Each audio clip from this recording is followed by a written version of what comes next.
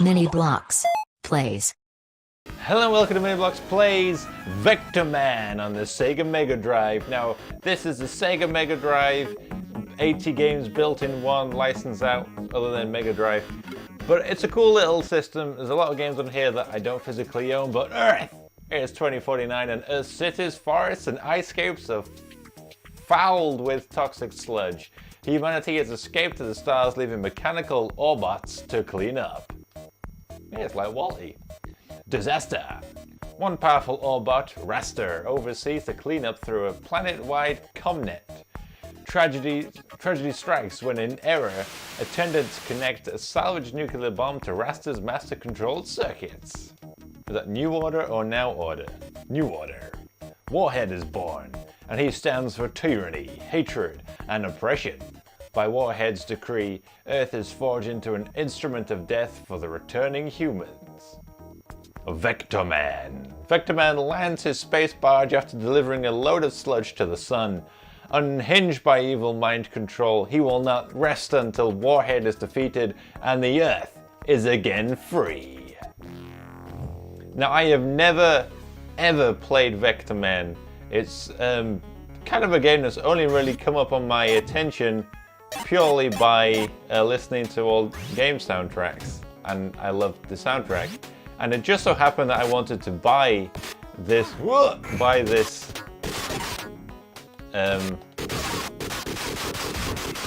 Sega Mega Drive.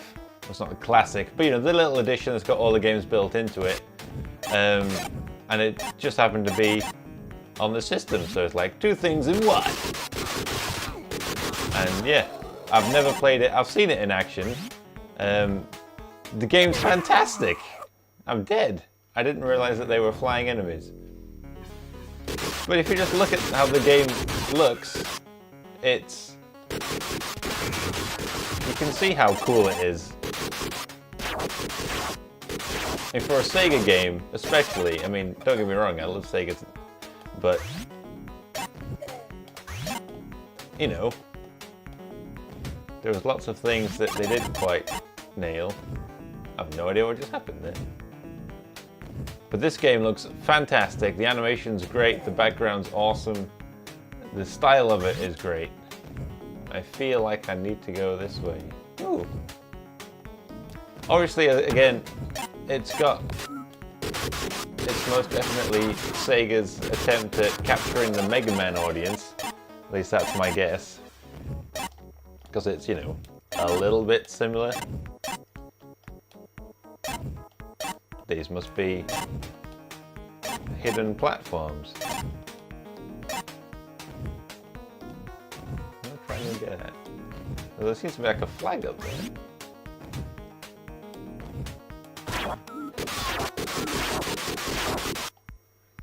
Regardless. So if the sound quality isn't great because, you know, this little Sega Mega Drive-ish device struggles with many things. I've had it for a while now. I got it for my birthday back in April with the intentions I could jump in and play a lot of games that I don't own, which I'd love to go back and play, like Streets of Rage. I've got it on the Mega CD if we can ever find where enough the Mega CD is. Ooh. So that must give me health then. It's a very confusing level design. Anyway, but I did test this little device out. I can capture from it, but the audio is only right ear, at least predominantly right ear. So there's some issues with that. On top of that, ooh, they must give you upgrades. On top of that, you're supposed to be able to plug your own cartridges into the game and get them to work. I only managed to get Road Rash to work. Which again, you know, I've got the Sega Mega Drive, so it's not... I didn't... What the hell just happened? I didn't buy it with that in mind. but given the fact that you're supposed to be able to plug your cartridges in, yeah, it didn't work. And then you're supposed to be able to plug your controllers in too, but I couldn't get that to work either. So I'm just playing with the basic little infrared remote, which works quite well, really.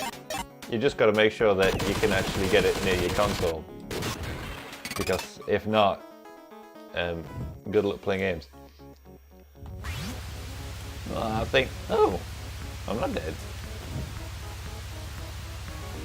Like, the biggest problem, ooh, I'm guessing this is a boss battle.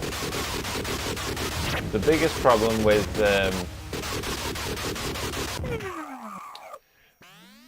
this little Sega console that's got 80 games built in is that the sound card in it really isn't up to much. So a lot of games that you remember sounding a certain way, they just don't sound that way, unfortunately. And that is kind of the biggest takeaway, because, I mean, you love these games because of everything that you remember about them. A couple of games, I played Streets of Rage, but to me that sounded perfect, you know, as you'd expect. Whether that's the case for everything, I just couldn't tell you. I tried Alien Storm, and given the fact that I haven't played that game in 20 plus years, it sounded familiar, but yet immediately not right.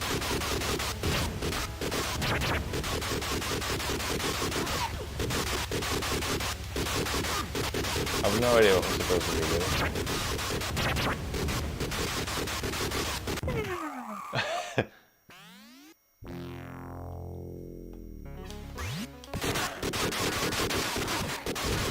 Again, I've never played VectorMan before, but I love it. It's definitely my kind of game. Ooh.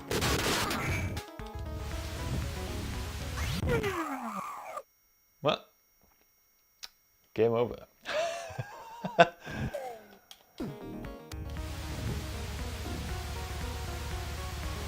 We're back to where we left off, where I died horribly, and I think my health is just as bad as it was before. On this one, I have no idea what I'm supposed to be doing. I'm just trying to avoid, I don't know, dying? I didn't do a very good job. I think this is actually my last health.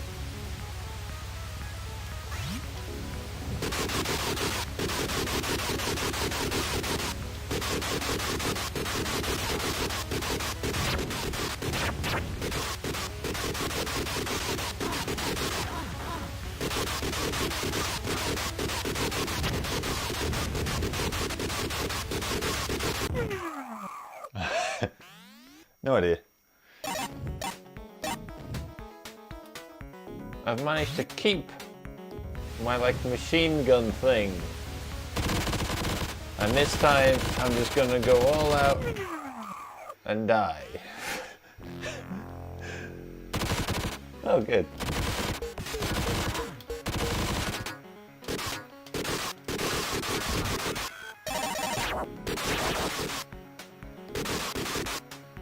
Well, that was fun while it lasted, didn't it?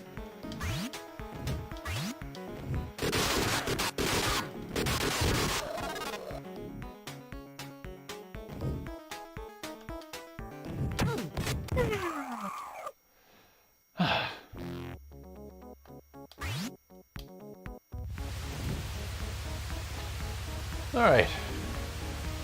I don't know how many times I've tried to fight this guy yet. Apparently, it's really not doing so well.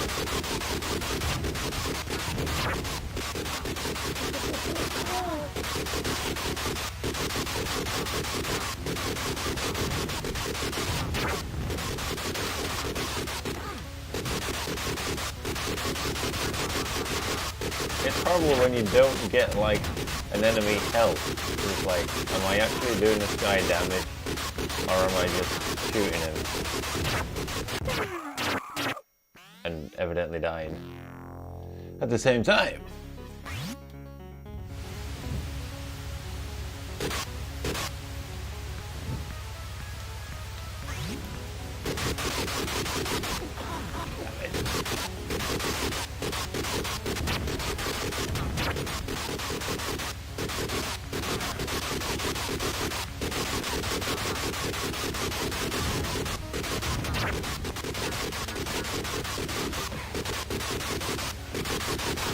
say, is that down there my health? No. I mean, yeah. I thought it might be his health and I was doing him some damage. But no, it's just me who's dying. And now I'm dead.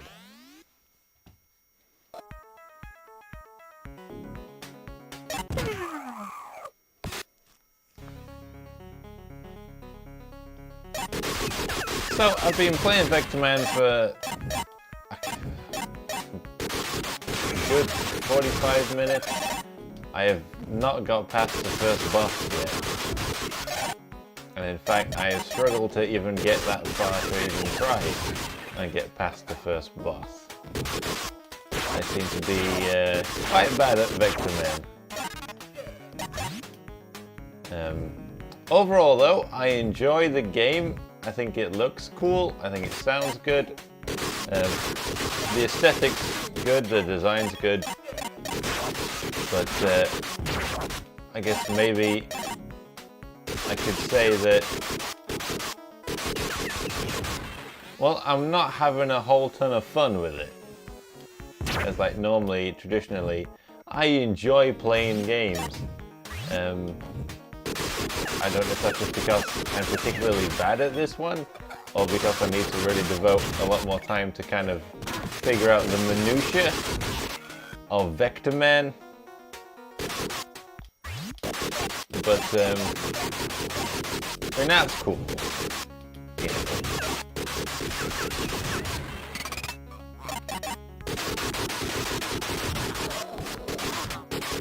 But I feel it's, it looks good because it's very flashy. There's a lot going on the screen that kind of takes your attention away and kind of requires you to really pay an awful lot of attention to what is happening. I don't know what that was. But I find like there doesn't seem to be any way of getting health back and or trying to get an extra life. So I seem to be getting so far and then dying relatively easily before I even make it to the end to even have a go at fighting the weird ship machine, of which I don't know what its health is. I don't know if I'm really doing any damage to it or if I'm just, am I even doing the right thing? It seems to be flashing, which I'd say means it's taking damage. But you know, there's things like that are kind of annoying.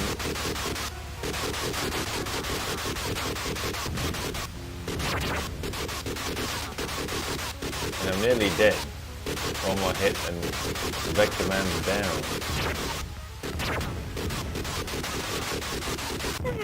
There he goes. Which was bound to happen any time now. Or then. This time, I am ready. Oh.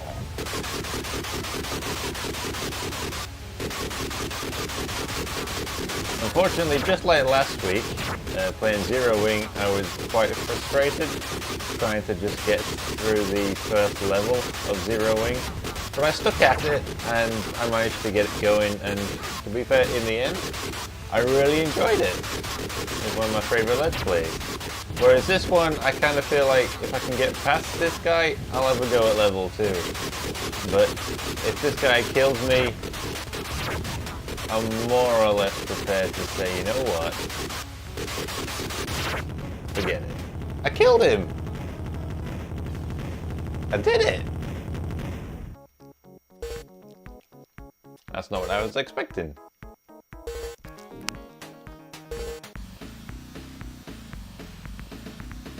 Okay, now that sounds...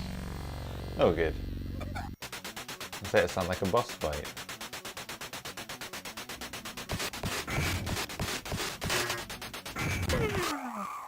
I have no idea what's happening.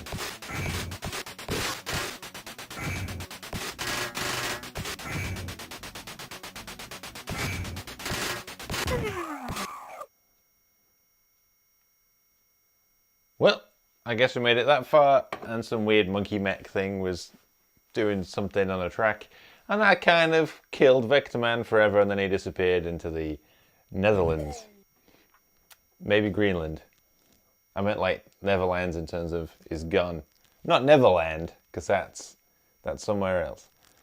But you know, it was good. I enjoy it. Again, I love the aesthetic. It's really something I want to try and devote some time to actually play it just for my own fun, rather than just for a let's play.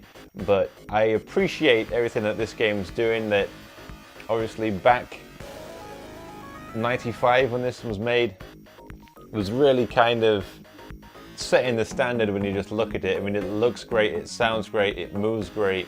Just that second level, trying to add like 3D elements, shows that it is quite ahead of its time, and I appreciate that. And I need to devote some time to VectorMan because the soundtrack alone warrants your attention. But regardless, I managed to defeat the flying ship and pass level 1, which isn't my worst let's play. For that, go watch Altered Beast. That was pretty ridiculous how bad that was. But thank you for watching! Thank you very much for watching my video. Make sure to hit the subscribe button down below to stay up the latest from my channel. You can find me on Facebook, Twitter, Instagram and Pinterest under Mini Bloks. What else would it be? And to check out some more Let's Plays and go back last week to find Mini Bloks Play Zero Wing on the Sega Mega Drive. Or if you want to see some toy videos, you can find me opening and unboxing the Mega Bloks Teenage Mutant Ninja Turtles Turtle Racer over on Mini Bloks Unbox. For everything else, toys, retro, video games, VectorMan and bad Let's Plays, make sure to keep it locked to Mini Bloks.